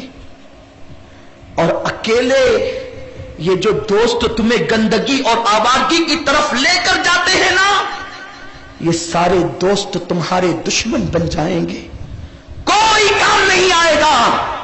یہ منو مٹی کے نیچے دبا کر ایسے واپس لوٹیں گے جیسے کبھی پہچانتے ہی نہ تھے. اپنے اعمال کا جواب خود دینا ہے، اپنے اعمال کا حساب خود دینا ہے. زلیخا نے اپنے بت کے منہ پہ کپڑا ڈالا، حالانکہ اس کا بت باطل تھا، اور پھر یوسف سے کہا علیہ السلام، یوسف میرے ساتھ زنا کرو. آپ نے کہا معاذ اللہ، اللہ کی پناہ، میں ایسا کام کروں گا؟ قربان. زلیخا نے پھر دوسری دھمکی دی، یوسف اگر تو میرے ساتھ زنا نہیں کرے گا تو میں تجھے جیل میں ڈلوا دوں. جناب یوسف نے کہا مجھے زنا سے جیل میں جانا بہت پسند ہے، جیل میں چلا جاؤں گا یہ پسند ہے، لیکن زنا پسند نہیں ہے. پھر کیا ہوا؟ جب زلیخا نے اصرار کیا، ضد کی، حضرت یوسف دوڑے بھاگے. جب دیکھا تو دروازے پہ تالا پڑا تھا، لیکن سچی نیت تھی گناہ سے بچنے کی، گناہ سے بچنے کی سچی نیت تھی، نیت میں صداقت تھی. اللہ اکبر. جناب یوسف علیہ السلام گناہ سے بچ کر بھاگ رہے ہیں اور کمرے پر تالا پڑا ہے. تالا کون سا؟ کوئی معمولی بازار کا تالا نہیں، بلکہ شاہی تالا پڑا ہوا ہے. مگر قربان جائیں، ارے دنیا کے شاہوں کی مہر کیا چل سکتی ہے جب میرے مولا کرم فرمانے پر آ جائے. جناب یوسف بھاگے ہیں تو شاہی تالا گر پڑا ہے اور دروازہ کھل گیا ہے. آگے دوڑے، دوسرا تالا کھلا اور اس کے بعد دروازہ کھل گیا، اور آگے دوڑے، تیسرا تالا ٹوٹ کر کے گر گیا، اور اس طریقے سے ساتوں دروازوں سے گزر گئے. اور خدا نے بتا دیا جو گناہوں سے بچنے کی سچی نیت کرتے ہیں، اللہ تبارک و تعالیٰ ان کو گناہوں سے بچا لیا کرتا ہے، ان کو گناہوں سے محفوظ کر لیا کرتا ہے. میرے پیارے آقا علیہ السلام کے پیارے دیوانوں، اپنے آپ میں تقویٰ پیدا کرو، اور جب گناہ کرنے کا ارادہ پیدا ہو تو بس ایک سوچ دل میں پیدا کر لو، ایک سوچ، اللہ دیکھ رہا ہے، اللہ دیکھ رہا ہے، اور اس کی نگاہ سے نہیں بچ سکتی. لوگ انٹرنیٹ کے ذریعے سے انقلابات پیدا کر رہے ہیں. مصر میں جو انقلاب آیا، کیسے؟ یہاں لوگوں کا جمع ہو جانا، جلسے کرنا بہت آسان ہے. وہاں تو حال یہ ہے کہ 4 لوگ جمع ہو تو 5واں جاسوس، 3 جمع ہو تو 4تھا جاسوس. وہاں جمع ہونا اتنا آسان نہیں، حکومت کے خلاف باتیں کرنا آسان نہیں. تو یہ جو مصر کے اندر انقلاب کی ہوا بنی، اس طرح سے کہ وہ انٹرنیٹ پر بیٹھ کر ایک سے دوسرے کو، دوسرے سے تیسرے کو جوڑتے رہے، اور نیٹ پر ایک دوسرے کو جوڑنے کی وجہ سے چین بنایا، اور پھر اچانک حکومت کے خلاف بغاوت کر دی. اس طرح سے انٹرنیٹ کے ذریعے سے انہوں نے مصر سے ایک حکومت کا خاتمہ کر دیا. تو لوگ نیٹ کے ذریعے سے یہ کر رہے ہیں.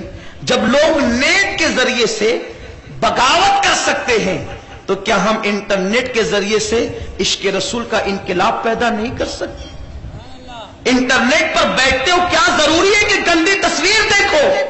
انٹرنیٹ پر بیٹھ کر تجارت کے رستے دیکھو، نیٹ پر بیٹھ کر کے تجارت کرو.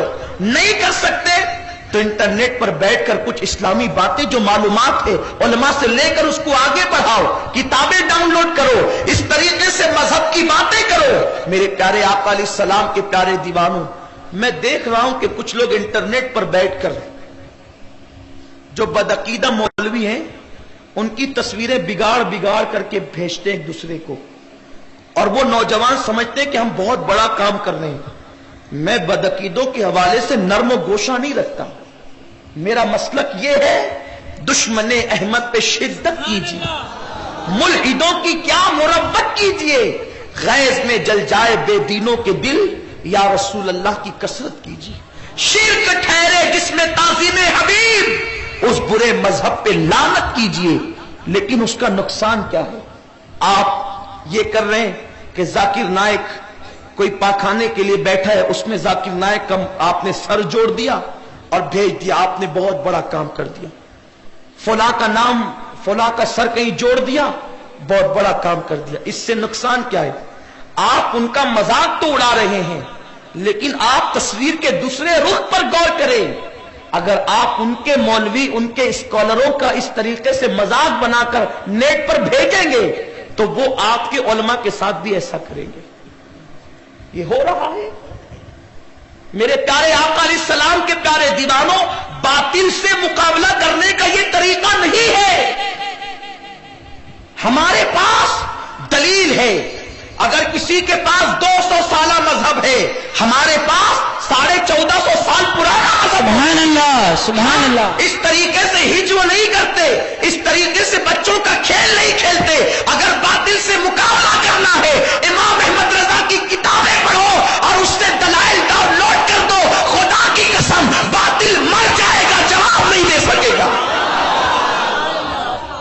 بند کرو یہ ساری چیزیں، اس لیے کہ تمہاری وجہ سے ان مقدس شخصیات جن کے نام پر ہم جان دینا چاہتے ہیں، ان بزرگوں کا مذاق اڑایا جا رہا ہے۔ ان بزرگوں کا چہرہ کبھی کتے میں فٹ کر دیا جاتا ہے، کبھی خنزیر میں فٹ کر دیا جاتا ہے۔ اس کے ذمہ دار آپ ہیں، اس لیے کہ یہ راستہ آپ نے بنایا ہے۔ ہمارے پاس دلیل ہے، ہم دلیل سے جواب دیں۔ ہمارے پاس طریقہ یہی ہونا چاہیے، اور فحش باتوں کو تو عام کرنے کی اسلام نے اجازت ہی نہیں دی ہے۔ اہل سنت کا مسلک وہ مسلک ہے جو غوث پاک کا مسلک ہے، جو غریب نواز کا مسلک ہے، جو محبوب الہی کا مسلک ہے، جو قطب الدین بختیار کاکی کا مسلک ہے، اور اس صدی میں جو امام احمد رضا کا مسلک ہے وہ مسلک اہل سنت و جماعت ہے۔ تو میرے پیارے آقا علیہ السلام کے پیارے دیوانوں، انٹرنیٹ کا مس یوز نہ کریں۔ میں یہ نہیں کہتا یوز مت کرو، میں یوز کرنے سے منع نہیں کر رہا ہوں، میں مس یوز کرنے سے منع کر رہا ہوں۔ استعمال کرو، جائز کام میں کرو۔ یہودی رسول اللہ کے خلاف بکواس ڈال رہے ہیں۔ حضور علیہ السلام نے جو کئی ازواج مطہرات سے نکاح کیا، اس پر اعتراض، ماں عائشہ صدیقہ پر اعتراض، ماں خدیجہ پر اعتراض، وہ یہ سب کر رہے ہیں، اور وہ اپنے مذہب کی خدمت سمجھتے ہیں اس کو۔ اور آپ کیا خدمت کر رہے ہیں؟ پڑھے لکھے لڑکوں سے میری گزارش ہے، پڑھے لکھے نوجوانوں سے میری گزارش ہے، علم پڑھو، تعلیم حاصل کرو، تعلیم کی طرف پیش قدمی کرو، اور دلائل ڈالو نیٹ پر، اتنا بھر دو دین سے، نیٹ کو اتنا بھر دو کہ جب بھی کوئی کھولے تو اس پر تمہارے دین کی حقانیت نظر آنی چاہیے، اس پر مذہب کی حقانیت نظر آنی چاہیے۔ میرے پیارے آقا علیہ السلام کے پیارے دیوانوں، یہ کہنے چلا تھا، عرض یہ کرنے چلا تھا کہ اگر ہم گناہ سے بچنا چاہیں، اللہ ہمیں گناہوں سے بچا لیتا ہے۔ اپنی گفتگو کو اختتام کی طرف لے جاتے ہوئے عرض کروں گا، گناہ سے بچنے کا جذبہ پیدا کرو، اللہ گناہوں سے بچا لے گا، میرا کریم توفیق دے گا نیکیوں کی۔ اور سب سے بڑا گناہ آج نگاہوں کے ذریعے سے ہو رہا ہے، آنکھوں کے ذریعے سے ہو رہا ہے۔ میں امید کرتا ہوں کہ میرے جتنے نوجوان ساتھی یہاں آئے ہیں وہ آج سے عہد کر کے جائیں گے کہ انشاءاللہ آج کے بعد انٹرنیٹ پر ہم گندی تصاویر نہیں دیکھیں گے، گندی تصاویر شیئر نہیں کریں گے، ہم برائی کو نہیں پھیلائیں گے۔ نیٹ کا استعمال ہوگا تجارت کے لیے، معاش کے لیے، تقوی کے لیے، مذہب کی اشاعت کے لیے، پرہیزگاری کے لیے۔ میرے پیارے آقا علیہ السلام کے پیارے دیوانوں، اور دل میں یہ جذبہ پیدا کرو کہ گناہوں سے جوانی کو بالکل پاک رکھیں گے، گناہوں سے جوانی کو بالکل بچا کر کے رکھیں گے۔ جو لوگ اپنی جوانی کو پاکیزگی میں گزارتے ہیں، نیکیوں کے ماحول میں گزارتے ہیں، ان کا بڑھاپا بڑا حسین ہوتا ہے، بڑا معزز ہوتا ہے، بڑا عزت دار ہوتا ہے۔ میرے پیارے آقا علیہ السلام کے پیارے دیوانوں، ایک نوجوان، اللہ نے اس کو حسن عطا فرمایا، اللہ نے اس کو خوبصورتی عطا فرمائی، سب کچھ خدا نے دیا۔ وہ کپڑے کی دکان پہ نوکری کرتا تھا۔ ایک عورت کپڑے کی دکان پر آئی کپڑا خریدنے، جب اس جوان پر نظر پڑی تو اس کی نیت خراب ہو گئی، اس کی نیت بدل گئی۔ نیت بدلی، وہ کپڑا خریدے بغیر گھر واپس گئی اور واپس جانے کے بعد اس نے اپنی کنیز سے کہا جا اور جا کر کپڑے کی دکان کے مالک سے کہنا کہ میری مالکہ بہت پردے کی پابند ہے, بہت نیک ہے, ایک کام کرو کہ کپڑے کے تھان اس نے خریدنے ہیں, کچھ تھان وہ چیک کرے گی, پسند آئیں گے تو خریدے گی, لیکن ساتھ میں تم کسی مزدور کو بھیجو, خوائی نہ خوائی وہ اپنا مزدور ضرور بھیجے گا. کنیز گئی اور جا کر کے اس نے ایسا مبالغہ کیا کہ دکان کے مالک کو لالچ آ گئی اور اس نے بہت سارے تھان دیے اور تھان دے کر اسی اپنے نوکر کو جو بیچارہ نیک تھا لیکن خوبصورت تھا, پرہیزگار تھا, اس کو ساتھ کر دیا. جب وہ نوجوان پہنچا کپڑے کے تھان پھینکنے شروع کیے تو عورت نے کہا کپڑے سے اچھا تو لگتا ہے, اور چونکہ دروازہ بند ہو چکا تھا کہا کہ میرے ساتھ برائی کر. اس جوان نے کہا اللہ کی پناہ, میں گناہ کروں گا, اللہ سے ڈر. لیکن جب کچھ لوگوں کے اوپر شیطان سواری ہو جائے نا پھر اسے دنیا کی کوئی طاقت روک نہیں سکتی. اللہ سے دعا کرو اللہ گناہوں سے بچائے. میرا کریم اگر بچائے تو شرابی ولایت کی منزل پالے, چوروں کو مقام قطبیت مل جائے, اور اللہ کی نگاہ رحمت کسی سے ہٹ جائے تو صاحب جبہ و دستار عیاشی کے معاملات میں کود پڑے. یہ تاریخ ہے, یہ تاریخ ہے. اللہ سے توفیق مانگو, اللہ سے بے نیاز نہ ہو جانا, 5 وقت کی نماز پہ نہ اترانا, اپنے تقوی اور اپنی پرہیزگاری پہ کبھی ناز نہ کرنا, اس سے عرض کرنا کریم اپنے کرم کا صدقہ ہمیں گناہوں سے بچا لے. دعاؤں میں شامل کر لو اس دعا کو, اس دعا کو اپنی دعاؤں میں لازم کر لو. اللہ ہم تیری پناہ مانگتے ہیں گناہوں سے, شیطان اور نفس کی شرارت سے. حضرت جنید بغدادی کہتے ہیں جو نفس سے بے پرواہ ہو گیا وہ نفس کے مکر میں مبتلا ہو گیا. شیطان سے زیادہ خطرناک نفس کی شرارت ہے, شیطان سے زیادہ خطرناک نفس کی شرارت ہے. تو نفس سے کبھی بے پرواہ نہ ہونا. حضرت یوسف علیہ السلام نے بھی کہا تھا, جس کو قرآن نے بیان کیا کہ میں اپنے نفس کو بے قصور نہیں کہتا. یہی تو ہماری کمی ہے,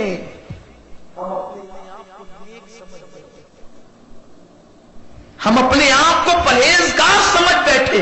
نفس کو بے قصور مت کہو, وہ قصور کی طرف لے جانے والا ہے, مگر جس کو اللہ بچا لے, اللہ جس پر کرم کرے اس کا بیڑا پار ہے. بلکہ یاد رکھیں بہت سارے پرہیزگار کہلانے والے دنیا سے جاتے جاتے بگڑ کر گئے. اس لیے نفس پر کبھی اعتبار نہ کرنا, نفس پر کبھی اعتماد نہ کرنا. توکل ہو تو اللہ پر, بھروسہ ہو تو اللہ کی رحمت پر. میرے پیارے آقا علیہ السلام کے پیارے دیوانوں, تو وہ نوجوان کہنے لگا اللہ سے ڈر, گناہ مت کر. اس لڑکی پر شیطان غالب تھا, اس نے کہا اگر تو نے میرے ساتھ گناہ نہیں کیا تو یاد رکھ میں چلاؤں گی چیخوں گی اور تو بدنام ہو جائے گا. اب بدنامی سے کون نہیں ڈرتا. پھر یہی ہوا, اس نے کہا ٹھیک ہے تو جو چاہتی ہے میں کرنے کے لیے تیار ہوں, لیکن مجھے پیشاب لگی, استنجا کی حاجت ہے. اس نے کہا اوپر بالے خانے پر بیت الخلا بنا ہوا ہے وہیں جا کے کر. اس نے سوچا جتنی دیر اس میں بیٹھوں گا پلان تیار کر لوں گا کہ گناہ سے بچنا کیسے, گناہ سے بچوں گا کیسے.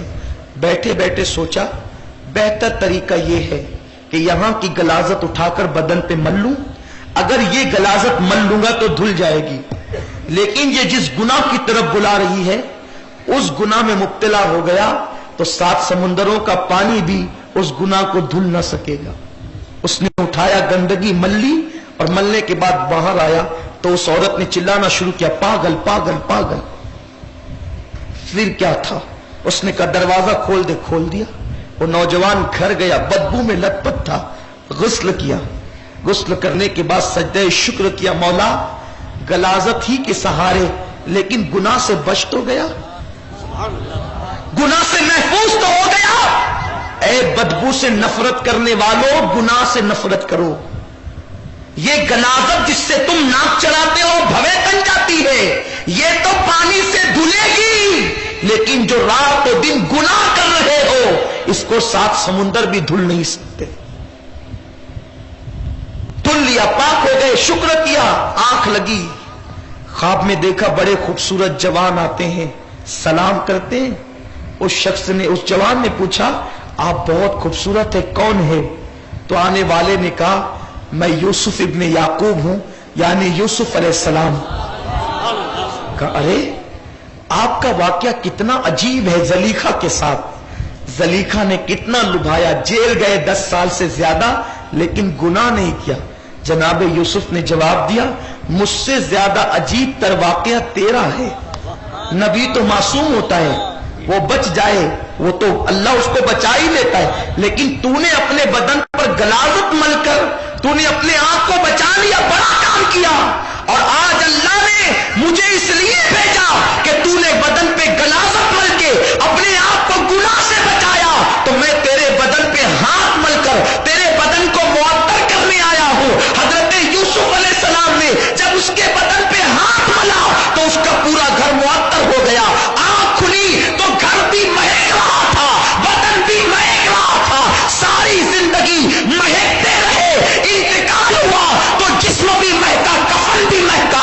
लिखने वालों ने लिखा, जब उनको कब्र में रखा गया तो आज तक उनकी कफन, उनकी कब्र महक रही है, कब्र से आ रही है। नारे बचने का ये इनाम, आखिरत तो महकेगी, दुनिया में कब्र महक रही है।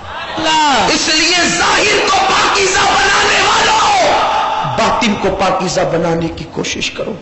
और ये फितना इतना खतरनाक फितना है, खास तौर पर जो इंटरनेट से फितना बढ़ रहा है ना, ये औरतों का फितना। ये फितना ईमान लेता है, ईमान का दुश्मन है।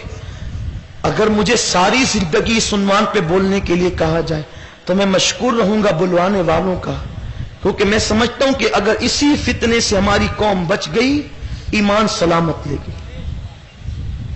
आका फरमाते हैं, बनी इसराइल में सबसे पहले जो फितना फैला वो औरतों के जरिए से फैला। और आका फरमाते हैं, मुझे डर है कि मेरी उम्मत में जो फितना फैलेगा वो भी औरतों के जरिए से फैलेगा। बस एक हदीस पाक अल्लामा इब्नुल जौजी के हवाले से अपने अल्फाज में बयान करके गुफ्तगू खत्म करता हूं। मेरे सरकार ने अपनी कौम को आगाह किया औरतों के फितने से। और नेट पर देखें, इब्तिदा जैसे शुरू करें वो औरत की तस्वीर। आदमी बच कैसे सकता है? लेकिन बचेगा वही जिसकी निगाहों में मदीने मुनव्वरा के जलवे बसे होंगे। और याद रखना, एक आंख में 2 यार कभी नहीं बस सकते, एक आंख में 2 यार कभी नहीं बस सकते। या तो मदीने के ताजदार को बसा लो या फिर दुनिया के हुस्न को बसा लो। अब फैसला तुमने करना है कि किसे बसाना है। अरे हुजूर मुफ्ती आजम जैसा कुतुबुल वक्त कहता है, कुछ ऐसा कर दे मेरे किरदिगार आंखों में, कुछ ऐसा कर दे मेरे किरदिगार आंखों में, हमेशा नक्श रहे रूए यार आंखों में, वो नूर दे मेरे परवरदिगार आंखों में कि जलवगर रहे रुख की बहार आंखों में। सहाबा ने अपनी आंखों को गैर को देखने से ऐसा महफूज किया था कि जब वो आईना देखते थे अपने वजूद को संवारने के लिए, तो सरकार के विसाल के बाद उनको आईने में अपनी सूरत नहीं मुस्तफा का जलवा नजर आया करता था। आप कहते हैं हम तो 1000 बार दुरूद पढ़ते हैं, हुजूर कभी ख्वाब में नजर ही नहीं आते। नादान, तू इसको उसको देखते फिर रहा है। आला हजरत इमाम अहमद रजा को अक्सर हुजूर की जियारत होती थी और एक मर्तबा तो आलमे बेदारी में हुई। मैंने बहुत गौर किया, छोटा सा तालिब इल्म हूं, हमारे इन अहबाब के सामने तो कुछ भी हैसियत नहीं, गिरे पड़े लोग हैं। अल्लाह पाक टूटे फूटे जुमलों को कबूल कर ले तो बेड़ा पार है। امام احمد رضا کو عالم بیداری میں حضور نظر آئے. جب ان کی سوانح گہرائی سے پڑھی گئی تو میرے ایک ذہن میں خیال آیا، جس نے عالم بیداری میں دیکھا وہ آنکھیں کتنی پاک ہوگی. تو میں نے امام احمد رضا کا ایک خط پڑھا. خط آپ نے جبل پور سے واپس آنے کے بعد جبل پور لکھا تھا، جبل پور والوں کو لکھا تھا. اس زمانے میں بریلی میں ایک باغ تھا، اس باغ کی سیر کے لیے دور دور سے لوگ آتے تھے. امام احمد رضا نے 50 سال سے زیادہ عمر ہونے کے باوجود بھی کبھی اس باغ میں قدم نہیں رکھا، بلکہ خط میں لکھتے ہیں کبھی گیا نہیں. جب جبل پور سے لوٹ رہا تھا اسٹیشن سے گھر کی طرف تو اچانک اس باغ پر نظر اٹھ گئی. اچانک اس باغ پر، باغ کی بات کر رہا ہوں، اس باغ پر نظر اٹھ گئی. ارے جو باغوں سے ایسی آنکھیں بند کرتا ہے پھر اسے گلے وحدت نظر نہ آئے گا تو کون نظر آئے گا؟ اس لیے آنکھوں کو دنیا کے حسن سے بچاؤ. آنکھیں بچے گی سب محفوظ ہو جائے گا. آنکھوں کو بچاؤ. عرض یہ کرنے چلا تھا کہ ایک آنکھ میں دو حسن نہیں رہتے. ارے نادان، حیرت ہے، تو دنیا کے حسن پہ فریبتا ہے. وہ خدا ہو کر گل اس نے بنائے، گنچے اس نے بنائے، چڑیوں کی چہک اس نے، پھولوں کی مہک اس نے، نکہتے گل اس نے، آفتاب کی شعاع اس نے، چاند کی چاندنی اس نے، شفق کا جمال اس نے، افق کی سرخی اس نے، گرتے آبشار اس نے، بہتے دریا اس نے، سر پٹکتی ہوئی موجیں اس نے، وہ بھوروں کی گونج اس نے، مرغوں کی بانگ اس نے. سارے حسن کو اس نے پیدا کیا. لیکن سب چھوڑ کر اگر کسی کو تکتا ہے تو ایک ہی کو تکتا ہے. سب کو چھوڑ کر، وہ خدا ہو کر سب کو چھوڑ کر تک رہا ہے تو ایک کو. کس کو؟ اے محبوب ہم بار بار، قرآن کے دوسرے پارے کی آیت، اے محبوب ہم بار بار آپ کا آسمان کی طرف چہرہ اٹھانا دیکھتے ہیں. آپ غور کریں اس نقطے پر، غور فرمائیں. قرآن کہہ رہا ہے، قرآن کی نص ہے. حضور حالت نماز میں ہیں، مسجد قبلتین جو آج کل ہے اس میں ہیں. حضور ظہر کی نماز پڑھ رہے ہیں. نماز کی حالت میں دل میں خیال آیا، توجہ ہے، کہاں ہے وہ جو نبی کو اپنی طرح سمجھتے ہیں؟ نادان تیری بیوی بھی تیرے چہرے سے پریشان ہے، اور میرے نبی کی شان تو دیکھ. میرے سرکار حالت نماز میں نگاہ اٹھاتے ہیں.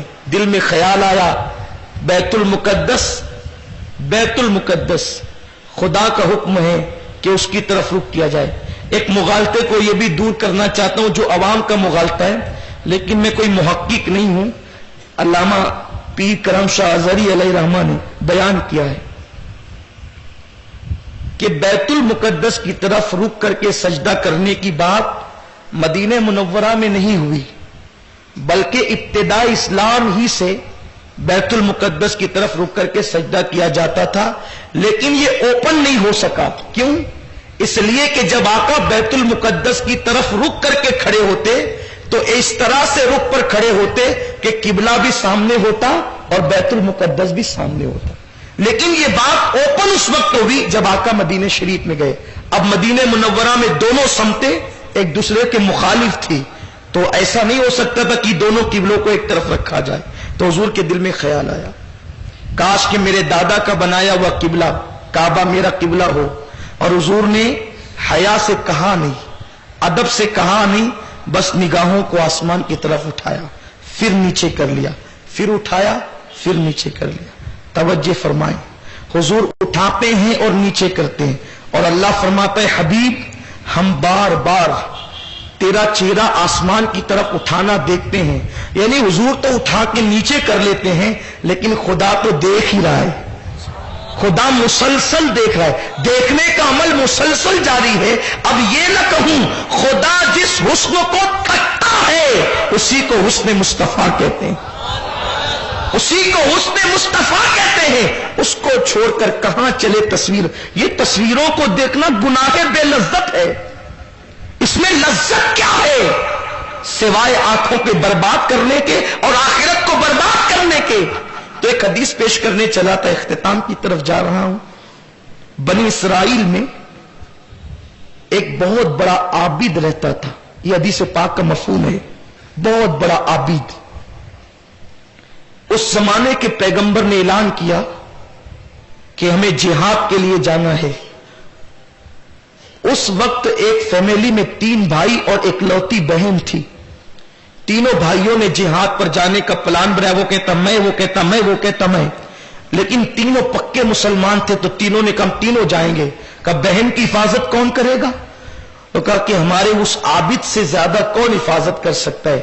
لے گئے, کہا عابد جی یہ ہماری بہن کی حفاظت آپ کریں جب تک ہم جہاد سے نہیں آ جاتے. اس نے کہا بھئی لے جاؤ, یہ سب میں نہیں کرتا, مجھے تو اپنے صومع سے نکلنے کی فرصت نہیں ہے, اپنے عبادت خانے سے نکلنے کی فرصت نہیں, لے جاؤ. دیکھو شیطان کا فریب.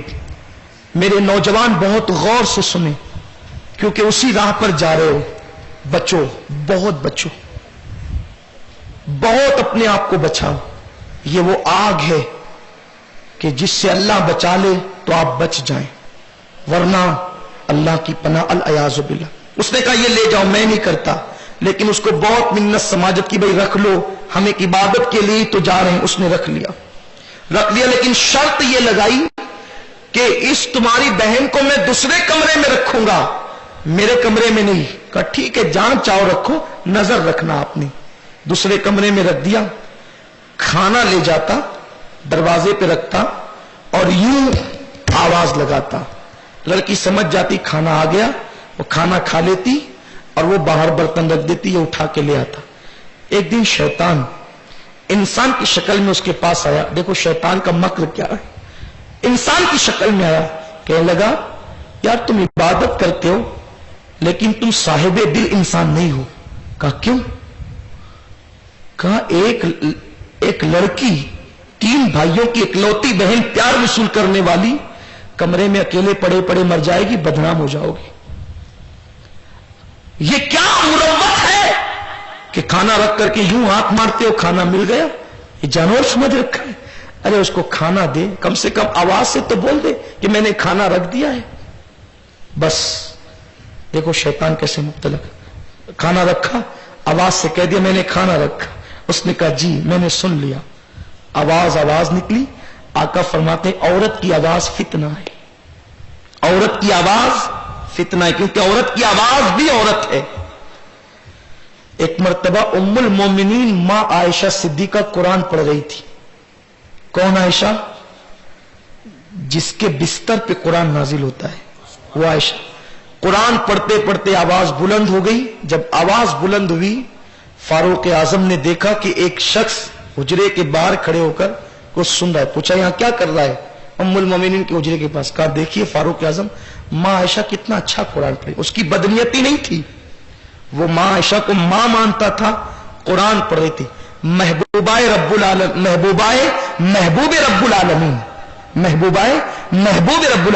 رب العالمین کے محبوب کی محبوبہ, جس نے محبوب خدا سے قرآن سیکھا تھا, وہ قرآن پڑھ رہی تھی. کہا کتنا اچھا پڑھ رہی ہے ماں قرآن. آپ نے سینے میں گھوسا مارا. کہا عورتوں سے قرآن سیکھتا ہے, چل یہاں سے. وہ گیا, اس نے شکایت کی آقا میں ماں عائشہ سے قرآن سن رہا تھا, انہوں نے مجھے مار دیا. حضرت عمر نے عرض کیا آقا یہ عورت سے قرآن سنتا ہے اور ماں عائشہ اتنی بلند آواز سے تلاوت کرتی ہیں. اللہ کے رسول حجرے میں تشریف لے گئے اور فرمایا عائشہ عورتوں کو اس کی اجازت نہیں کہ وہ اتنی آواز سے قرآن پڑھے کہ ان کی آواز گھر کے باہر چلی جائے. جب عورت کی تلاوت قرآن کی آواز گھر کے باہر جانے کی اجازت نہیں تو تمہاری عورتوں کی گانے کی آواز باہر جا رہی.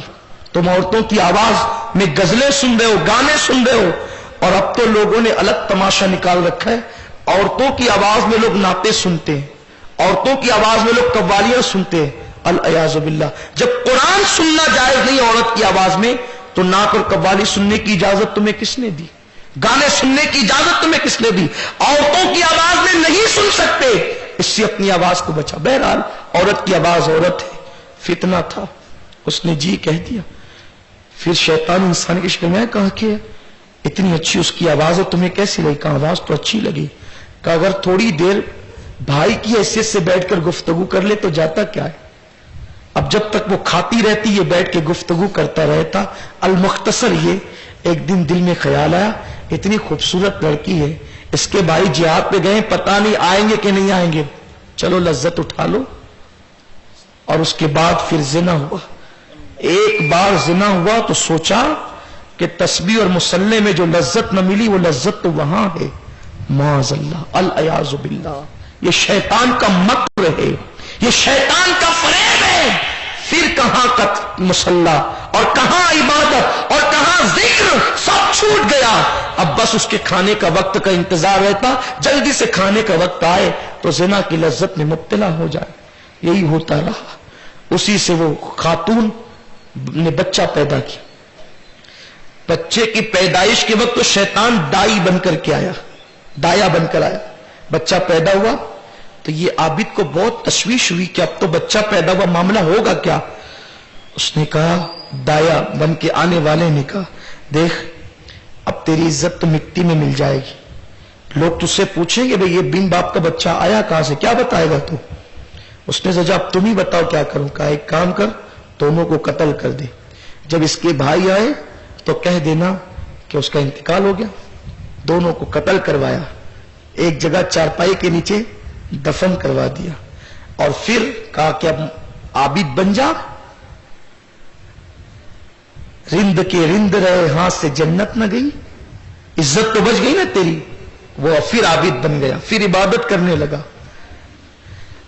इत्तेफाक से वो लोग वापस हुए, आए तो सोचा कि चलो बहन से मिले।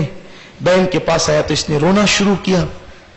कहा कि क्यों रोते हो? कहा कि तुम्हारी बहन घुट घुट के इंतकाल कर गई तुम्हारी याद में।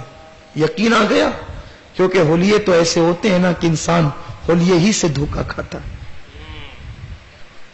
अफसोस है, इंसान जाहिर बदलता है, बातिन नहीं बदलता। आज दीन के होलिये के अंदर ईमान के लुटेरे फिर रहे हैं, लोग उन्हीं से तो धोखा खा रहे हैं, ईमान के उन लुटेरों से, सिर्फ होलिया बदलने की बुनियाद।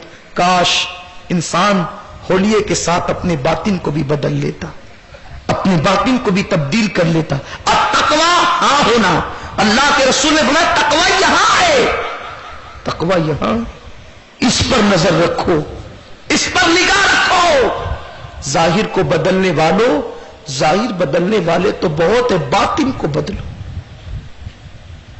बातिन पाक होगा, खुदा का इनाम बरसेगा। फिर यही हुआ, वो चले गए उस पर एतमाद करके। रात को शैतान सबके तीनों भाइयों के ख्वाब में कहा कि तुम्हारी बहन को तो उसने कत्ल किया, और यूं करके कत्ल किया, जिना करके, बच्चा पैदा करके कत्ल किया। यकीन नहीं आता तो जाके देख लो। तीनों उठे, एक ही ख्वाब तीनों को था। छोटे भाई ने कहा कि ये फरेब तो नहीं है, क्या है, नफ्स की शरारत तो नहीं है, इतने बड़े आबिद पर इतना बड़ा इल्जाम। एक ने कहा कि भाई कुछ भी हो मैं तो जाऊंगा, तहकीक करने में जाता क्या है। जब गया, चारपाई हटाई, कब खोला, बच्चा भी मिला, उसकी बहन भी मिली। अब मुकद्दमा काजी के पास दायर किया गया। उस जमाने के काजी ने उस जमाने के नबी से पूछा कि जो आबिद बनकर ऐसा फरेब करता हो उसकी सजा क्या है? तो कहा कि उसको फांसी देना चाहिए। जब उसको फांसी देने के लिए लेकर के जा रहे थे, इख्तिताम पर हूं, जब उसको देखो औरत का फितना कितना खतरनाक है, जब उसको फांसी देने के लिए लेकर के जा रहे थे, फिर शैतान आया और कहने लगा देख, लड़की के करीब ले जाने वाला मैं हूं, जिना करवाने वाला मैं हूं, बच्चे की पैदाइश के वक्त दाया बनकर आने वाला मैं हूं, कत्ल का मशवरा देने वाला मैं हूं। ये सब करके मैंने तुझे बर्बाद किया, और दफन के बाद उसके भाइयों को बताने वाला, उकसाने वाला भी मैं हूं। सब इतराफ कर लिया उसने। लेकिन मैं ये भी जानता हूं कि तेरी जान बचा लूंगा, तेरी जान बच जाएगी। एक काम तुझे करना है। कहा क्या करना है? देख, मुझे सजदा कर, مجھے سجدہ کر لے خدا سمجھ کر، تیری جان بچا لوں گا۔ آج مر رہا ہے نا بدنام ہو کر، گنہگار ہو کر، زانی بن کے آج مر رہا ہے، مجھے سجدہ کر لے خدا مان کے، بچ جائے گی جان، توبہ کر لینا، پھر سچی توبہ کے بعد عبادت کرنا اور عابد بن کر دنیا سے جانا، دنیا تیرا یہ جرم بھول جائے گی۔ اس نے سوچا اس سے اچھا مشورہ کیا ہے، اس نے پھانسی کے پھندے سے پہلے شیطان کو خدا سمجھ کے سجدہ کیا۔ اس نے کہا اچھا اب میں چلتا ہوں، تجھ سے زنا کروایا تھا لیکن ایمان تو بہرحال تیرے پاس موجود تھا، اب مرتے مرتے تیرا ایمان بھی میں نے چھین لیا، اب کفر پر مر، شرک پہ مر اور ہمیشہ کے لیے جہنم کا عذاب چکھ۔ میں اپنے منصوبے میں کامیاب ہو گیا، تیرا ایمان لوٹنے میں کامیاب ہو گیا اور وہ حالت شرک اور کفر میں پھانسی کے پھندے پہ چڑھ گیا اور اس کا خاتمہ کفر پر ہوا۔ ابتدا بنی عورت، ابتدا بنی عورت، عورت نے ایمان لوٹنے کا سامان بن گئی۔ اے میری قوم کے جوانوں، صلیبی جنگ کے بعد عیسائیوں نے یہی منصوبہ بنایا تھا، اب ہم کو مسلمانوں سے زمین کے اوپر جنگ نہیں لڑنا، اندرونی جنگ لڑنا ہے۔ مسلم نوجوانوں کو شراب و شباب کا عادی بنا دو، یہ قوم کبھی تمہارے مقابل نہ آ سکے گی۔ اور آج وہ دن دیکھنے کو مل رہا ہے جس قوم کے ہاتھ میں کبھی شمشیر و سنان ہوا کرتی تھی۔ اقبال کہتے ہیں آ تجھ کو بتاؤں میں تقدیر امم کیا ہے، شمشیر و سنان اول، طاؤس و رباب آخر، یہ قوم کا حال تھا۔ اللہ اکبر، جو قوم دین کے لیے ڈٹ جاتی تھی، جس قوم نے افریقہ کے صحراؤں میں اذان دی تھی، جس قوم نے گرجوں کو مسجدوں میں تبدیل کیا تھا، جس قوم نے دوسروں کی عورتوں کی عزت کی حفاظت کی تھی، جس قوم نے بیت المقدس پر اسلام کا پرچم لہرایا تھا، دی اذانیں کبھی یورپ کے کلیساؤں میں اور افریقہ کے تپتے ہوئے صحراؤں میں، دشت تو دشت ہے، دریا بنا چھوڑے ہم نے، بحر ظلمات میں دوڑا دیے گھوڑے ہم نے، ہم ہی تھے جنہوں نے بیت المقدس پر اسلام کا پرچم لہرایا تھا، ہم ہی تھے جس نے کعبے سے بتوں کو جس نے بتوں سے کعبے کو پاک کیا تھا، ہم ہی تھے جس نے یثرب کو مدینے میں تبدیل کیا تھا، ہم ہی تھے جس نے مشرکوں کو ایمان کی لذت عطا کی تھی، ہم ہی تھے جس نے دنیا کو جینے کا شعور دیا تھا، ہم ہی تھے جس نے تہذیب کا علم بلند کیا تھا، ہم ہی تھے جس نے بوریا نشینوں کو شہنشاہیت کے مقام تک پہنچایا تھا، ہم ہی تھے جس کے دروازے سے علم کی سوگات بٹتی تھی، ہم ہی تھے جس نے لال قلعہ اور تاج محل کے ذریعے سے ہندوستان کو سونے کی چڑیا بنایا تھا، ہم ہی تھے جس نے زمانے میں انقلاب پیدا کیا تھا۔ ہم یہ کب تک کرتے رہے؟ جب تک ہمارے ہاتھ میں قرآن رہا اور دوسرے ہاتھ میں دامن مصطفیٰ رہا، ہماری نگاہوں میں تقدس رہا، جب تک یہ سب تھا ہم دینے والے تھے، دنیا مانگنے والی تھی۔ جس دن سے عیسائیوں نے ہمیں شراب و شباب کا عادی بنایا، اس دن کے بعد سے ہمارے ہاتھوں میں بھیک کا کٹورا ہے، ہماری بیٹیوں کی آبرو غیر محفوظ ہے، ہماری بچیوں کی آبرو غیر محفوظ ہے، ہماری مسجدیں خطرے میں ہیں، ہمارے مدارس ویران ویران ہے، مسجدیں ویران ویران ہے، مسجدیں مرثیہ خواہ ہیں۔ انہوں نے اپنے منصوبے پر مکمل عمل کیا اور آج ہم شراب و شباب کے عادی بن گئے۔ اسی لیے آج ہم انٹرنیٹ پر ہر وہ گندگی کر رہے ہیں جس کا ایک شریف اس انسان تصور نہیں کر سکتا۔ آقا کریم صلی اللہ علیہ وسلم کے دیوانوں، بس آخری بات جاتے جاتے حضرت جنید بغدادی فرماتے ہیں جب دل میں گناہ کا خیال آئے تو اپنے نفس سے بول کہ لوگ دیکھیں گے تو ذلیل ہو جائے گا، پھر بھی گناہ کا خیال رہے تو پھر خوف کر کے اس گناہ کی سزا ملے گی، پھر بھی گناہ کا خیال رہے تو یہ سوچ کہ اللہ تجھے دیکھ رہا ہے، اس کے بعد بھی گناہ کا خیال رہے تو اپنا نام انسانوں کی فہرست سے کاٹ لے، کیونکہ جب اس تصور کے بعد بھی تیرے دل میں گناہ کا خیال ہے کہ اللہ دیکھ رہا ہے تو تیرا شمار انسانوں میں نہیں ہے، تو جانوروں سے بدترین مخلوق ہے، تو انسان کہلانے کا حقدار نہیں، گناہ کرنے والا مسلمان۔ اللہ اکبر، یہ تصور کے ساتھ اللہ دیکھ رہا ہے، اس تصور کے بعد بھی کوئی گناہ کرتا ہے، مسلمان کہلانا تو دور کی بات۔ وہ انسان کہلانے کا حقدار نہیں ہے. اس لیے آج کی اس محفل میں میں امید کرتا ہوں آپ سچی توبہ کریں گے، زندگی کو بدلیں گے، زندگی میں انقلاب پیدا کریں گے. سنی دعوت اسلامی کی طرف آؤ. یہ تحریک انقلاب کی تحریک ہے، عشق مصطفیٰ کے انقلاب کی، محبت رسول کے انقلاب کی. اور تحریک سے جڑنے کا بہترین ذریعہ سنی دعوت اسلامی نے ماما بھانجا مسجد میں الحمدللہ ماما بھانجا گراؤنڈ کے قریب جو مسجد علی مرتضیٰ ہے، اس مسجد میں تربیتی کیمپ شروع کیا ہے. آپ آئیں، تربیت حاصل کریں اور سنی دعوت اسلامی کے رکن بن کر عشق رسول کے پیغام کو دنیا کے کونے کونے تک پہنچائیں. اللہ مجھے آپ سب کو توفیق عطا کرے. دعا کرتا ہوں جو باتیں میں نے کی ہے بھائیوں، میں نے آپ سے بعد میں کی ہے، پہلے اپنے آپ سے کی ہے. اس لیے کہ منبر پہ بیٹھ کر صالحین کی طرح گفتگو کرنا آسان ہے، لیکن مور ناچتا ہے، بڑا اچھا لگتا ہے، لیکن جب وہ اپنے پیروں کو دیکھتا ہے تو اسے دکھ ہوتا ہے. ہم بھی آپ میں سے ہیں. آپ دعا کریں کہ اللہ پہلے ہمیں بدل دے، ہماری زندگی میں پہلے انقلاب پیدا کرے، ورنہ خطابت کی گونج نے تو داد وصول کر لی ہے. میرے آقا فرماتے ہیں جہنم میری امت کے خطیبوں سے بھری جائے گی. آپ لوگ تو سن کے بدل جاتے ہیں، ہم لوگ کب بدلیں گے؟ اللہ کی بارگاہ میں عرض ہے اللہ پہلے ہمیں بدل دے، پہلے اللہ ہماری زندگیوں میں انقلاب پیدا کرے. اگر ہم بدل جائیں تو ہمیں تقریر کی ضرورت بھی نہ پڑے، چند جملے آپ کی زندگی میں انقلاب کے لیے کافی ہو جائیں. آؤ میری قوم کے جوانوں، آپ ہم سب اس وقت جوانی میں ہیں. اس وقت توبہ کی قبولیت کا وقت ہے.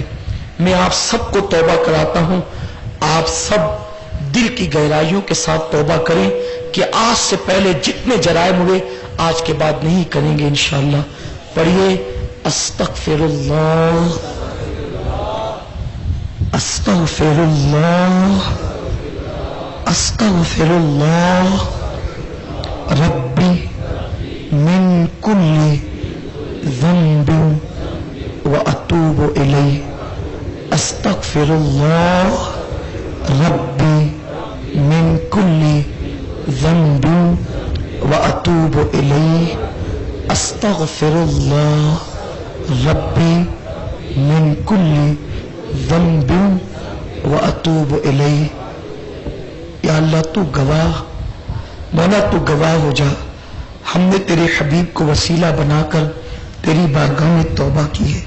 اے اللہ ہماری توبہ کو قبول فرما لے، ہم سب کے گناہوں کو معاف فرما دے. مولا ہم سر کے بالوں سے لے کر پیر کے ناخن تک ہمارے جسم کا ایک ایک بال گناہوں میں ڈوبا ہوا ہے. مولا ہم نے لذت کے لیے گناہ تو کر لیا ہے، لیکن اس کے عذاب کو برداشت کرنے کی طاقت نہیں ہے. مولا تو 70 ماہوں سے زیادہ پیار کرتا ہے. اے اللہ تو اپنے بندوں سے بہت پیار کرتا ہے. مولا تجھے تیرے بندوں کی محبت کا واسطہ الہی سب کی مغفرت فرما دے، سب کے گناہوں کو معاف کر دے، سب کی بخشش فرما دے. آنکھوں کا جو غلط استعمال کیا، کانوں کا جو غلط استعمال کیا، زبان کا جو غلط استعمال کیا، میرے کریم سب کی بخشش کر دے. مولا جوان امت کا سرمایہ ہے، قوم کا سرمایہ ہے. اے اللہ یہ تیرے بندے بھولے بھالے، مولا جان بوجھ کر کوئی بھی گناہ نہیں کرتا. مولا تو جانتا، مولا یہ سیدھے سادے تیرے بندے، نفس ورگلاتا ہے، شیطان بہکاتا ہے، مولا یہ گناہ کرتے ہیں. اے اللہ تجھے تیری غیرت کا واسطہ دے کر عرض کرتے مولا ہم گناہ کرنا بھی چاہیں تو ایسا کرم کر دے کہ اپنی رحمت سے تو ہمیں گناہ سے بچا لے. گناہ کرنے کی ہمت ہی نہ ہو، گناہ کرنے کا حوصلہ ہی نہ ملے. یا اللہ ان سارے جوانوں کو علی اکبر کی جوانی عطا کر دے، ہم سب کو محمد بن قاسم کی جوانی عطا کر دے، ہمارے بازوؤں میں قوت حیدری عطا کر دے. یا اللہ ہمیں ایسا متقی بنا دے، ہمیں دیکھ کر لوگوں کو صحابہ کی زندگی یاد آ جائے، ہمیں دیکھ کر تیرے حبیب کی زندگی یاد آ جائے۔ مولا سنت و شریعت کا پابند بنا دے، نگاہوں میں حیا عطا کر دے، نگاہوں میں حیا عطا کر دے، نگاہوں میں حیا عطا کر دے۔ مولا یہ آنکھیں اتنی گندی ہو چکی ہیں، اب یہ آنکھیں تیرے حبیب کا دیدار قبر میں کیسے کرے گی؟ میرے کریم ان آنکھوں کو پاک کر دے، کچھ ایسا کر دے میرے کردگار آنکھوں میں، کچھ ایسا کر دے میرے کردگار آنکھوں میں ہمیشہ نقش رہے، روئے یار آنکھوں میں، وہ نور دے میرے پروردگار آنکھوں میں کہ جلوگر رہے، روح کی بہار آنکھوں میں۔ انہیں نہ دیکھا تو کس کام کی ہے یہ آنکھیں، انہیں نہ دیکھا تو کس کام کی ہے یہ آنکھیں، انہیں نہ دیکھا تو کس کام کی ہے یہ آنکھیں کہ دیکھنے کی ہے ساری بہار آنکھوں میں۔ مولا ہم وعدہ کرتے ہیں آج کے بعد انٹرنیٹ کا کبھی غلط استعمال نہیں کریں گے۔ مولا ہم وعدہ کرتے ہیں آج کے بعد موبائل کا غلط استعمال نہیں کریں گے۔ مولا میرے نوجوانوں کے دلوں کے اندر تیرا خوف پیدا کر دے، خشیت پیدا کر دے، ہمارے خون کے ایک ایک قطرے میں تیرا عشق اور تیرے حبیب کا عشق پیدا کر دے، ہمارے روحے روحے میں تیرا عشق اور تیرے حبیب کا عشق پیدا کر دے۔ مولا ہمارے دلوں میں تیرا خوف عطا کر دے، خشیت عطا کر دے، نیک بنا دے، بری تقدیر کو بھلی کر دے۔ یا اللہ مصیبتوں سے بچا لے، آفتوں سے بچا لے۔ یا اللہ جتنی اسلامی بہنیں ہیں سب کو کنیز فاطمہ بنا۔ یا اللہ اصلاح احوال کے لیے یہ باتیں عرض کی، جن بھائیوں نے انٹرنیٹ دیکھ دیکھ کر بیماریاں لے لی ہے ان بھائیوں کو شفا عطا کر دے، انہیں شفا عطا کر دے۔ یا اللہ تیرے حبیب کا صدقہ انہیں شفا عطا کر دے۔ مولا کرم فرما، ہماری آئندہ نسلوں کو گناہوں سے بچا لے، انٹرنیٹ کی تباہی سے بچا لے، مصیبتوں سے بچا لے۔ یا اللہ ہم سے وہ کام لے جس سے تو اور تیرے حبیب راضی ہو جائے۔ یا اللہ ہم سب پر کرم کی نظر فرما، جو مانگے وہ بھی عطا فرما، جو نہ مانگ سکے وہ بھی تیری شان کے لائق عطا فرما۔ یا رب بالمصطفیٰ بلغ مقاصدنا واغفر لنا ما مضى یا واسع الکرم۔ یا ایھا الذین آمنوا صلوا علیہ وسلموا تسلیما۔ اللهم صل على سيدنا ومولانا محمد معدن الجود والكرم وآله الكرام وابنه الكريم وأمته الكريمة يا أكرم الأكرمين وبارك وسلم صلاة وسلاما عليك يا جد الحسن والحسين، صلاة وسلاما عليك يا جد الغوث الثقلين، وأفوض أمري إلى الله إن الله بصير بالعباد برحمتك يا أرحم۔ صلاۃ والسلام کے لیے کھڑے ہو جائیں۔